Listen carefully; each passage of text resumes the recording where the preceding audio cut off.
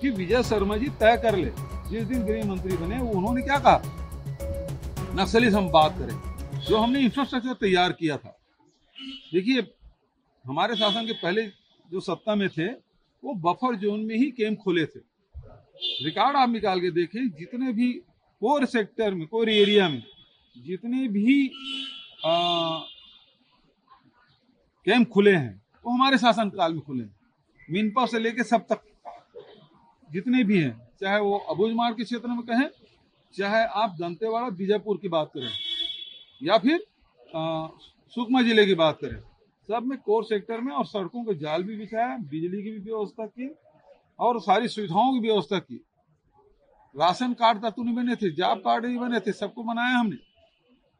इनके शासन काल में तो यह होता था कि अब जून मई महीना आता था, सारे मीडिया में रंगा पड़ रहता था कि राशन कैसे पहुंचेगा, और एक ट्रक राशन पहुंचाने में फिर 4 कॉलम की खबरें छपती थी कि सफलतापूर्वक 3 ट्रक राशन पहुंचा पाए। वो सारी स्थिति दूर हो गई, अब सब कुछ आसानी से पहुंच रहा है। तो जो कोर सेक्टर में जब कैंप खुल गया है तो फिर सर्चिंग में आसानी होती है।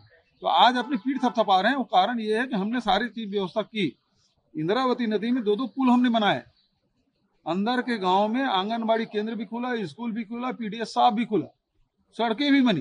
अबूझमाड़ की इस साइड से भी, चाहे आप बीजापुर और दंतेवाड़ा तरफ से जाए तब, चाहे आप नारायणपुर तरफ से जाए तब, सड़कों का जाल बिछा, अंदरूनी क्षेत्रों में गए, कैंप खुला, वहां हजारों पट्टे दिए गए, तब जाके स्थिति बनी है। आप अपनी पीठ थपथपा रहे हैं इसलिए कि पुराना इंफ्रास्ट्रक्चर था, इसलिए आप कर रहे हैं।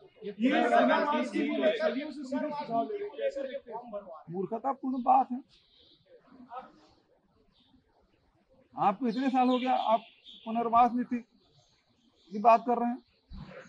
सारे जितने भी आके सरेंडर किए हैं तो पुनर्वास नीति कारण से हैं। उन लोगों के जो इनके शासन काल में जो सरेंडर किए थे उनको मकान तक नहीं मिला था। दंतेवाड़ा हमने फ्लैट बनवाया, चाबी सौंपी, राज्यपाल के साथ हम लोग गए थे, देवती कर्मा साथ में थी, सब लोगों को चाबी हमने सौंपा, घर भी दिया, जमीनें भी दी, सब कुछ हम लोगों ने किया। और क्या, कौन सी पुनर्वास नीति बनाएंगे? और बोले उनसे बात करेंगे। सबसे पहली बात तो ये है कि विजय शर्मा जी तय कर ले, जिस दिन गृह मंत्री बने उन्होंने क्या कहा, नक्सली से हम बात करें। फिर वो कहे नक्सली मुझसे टेलीफोन से भी बात कर सकते हैं। बोला था ना, कितने टेलीफोन में नक्सलियों ने बात की, टेलीफोन में कितने बार उनका फोन आया, बता प्रदेश को। दूसरी बात यह, कौन नक्सली मीटिंग करने के लिए क्या आपने प्रयास किया, हुआ नहीं हुआ। तीसरी बात यह है, अब नक्सली सरेंडर नीति के बारे में बताया। अरे पहले मीटिंग कर रहे थे, उसका क्या वो पहले बता ले, फिर इसकी बात करें। सर 17C को लेकर खड़गे जी बोले हैं कि चुनाव आयोग का झुकाव एक तरफ है। बिल्कुल सही बात है। जब आप मत पत्र से वोट डालते थे, 24 घंटे के अंदर में निर्वाचन आयोग 70C के जो सूची है उसको जारी कर देते थे, सारे कितने वोट पड़े उसको जारी कर देते थे। आज इलेक्ट्रॉनिक युग है, और इलेक्ट्रॉनिक युग है, आप कहते हैं मतगणना में ज्यादा समय लगेगा इसलिए हम बैलेट पेपर से नहीं कराते, और अब जब इलेक्ट्रॉनिक युग है तो निर्वाचन आयोग एक एक सप्ताह 10-10 दिन तक के आप वो कितने वोट पड़े उसकी जानकारी आप नहीं दे रहे हैं, और जानकारी आती 6 से 8% वोट प्रतिशत बढ़ गया। इसका मतलब ये निर्वाचन आयोग बायस्ड है, वहां बैठे हुए अधिकारी बायस्ड हैं, किसको फायदा पहुंचाना चाहते हैं। पहली बार प्रधानमंत्री को नोटिस दिया गया, वो भी जेपी नड्डा को, मतलब रामलाल ने चोरी का फलस्वरूप पकड़ा गया। तो आप प्रधानमंत्री बयान देते हैं और जेपी नड्डा को आप नोटिस देंगे, ये स्थिति निर्वाचन आयोग की इतनी दयनीय स्थिति हमने पहली बार देखा है।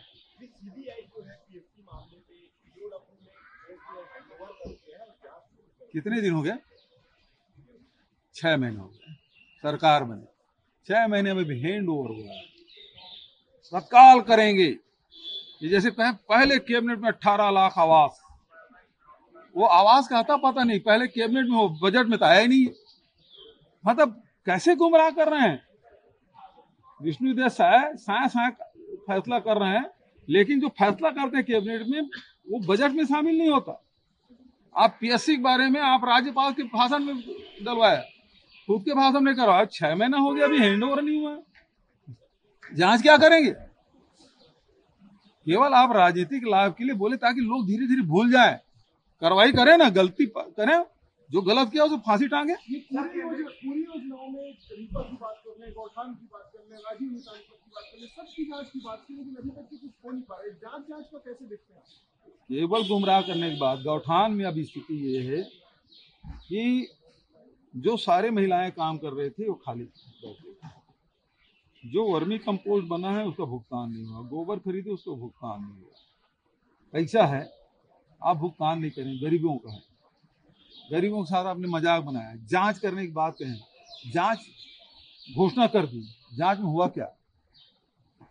कौन से गौठान में जाके, किस जिले में जाके आपने जांच की?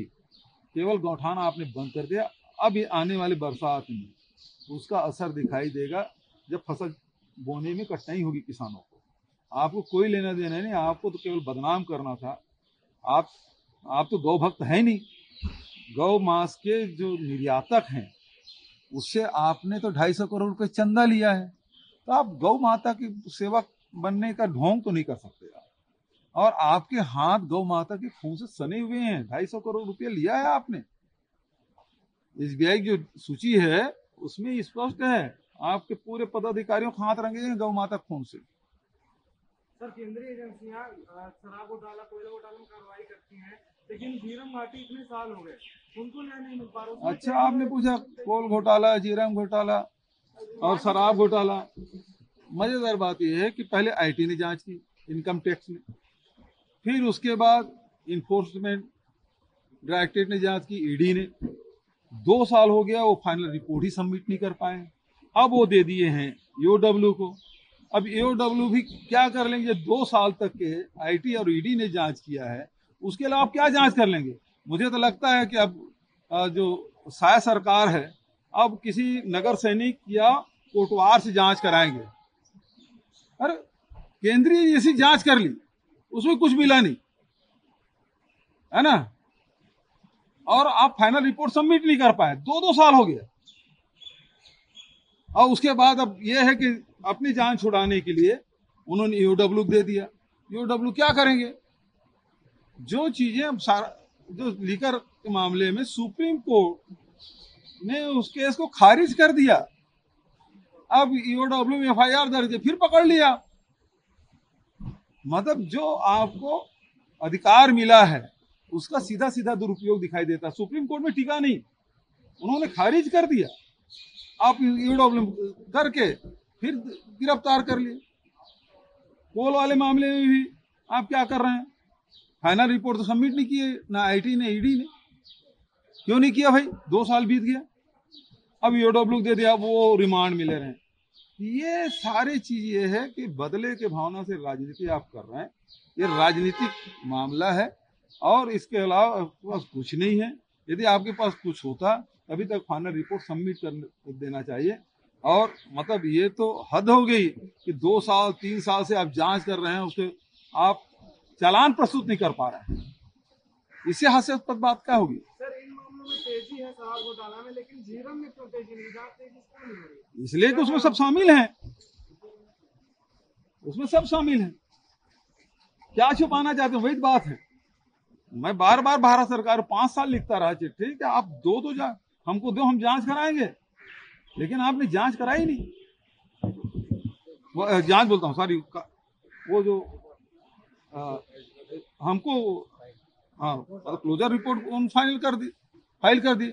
उसके बाद एनआईए ने हमको राज्य सरकार को वापस किया नहीं। अब जब सरकार बन जाएगी उसके पहले मत हो जाए।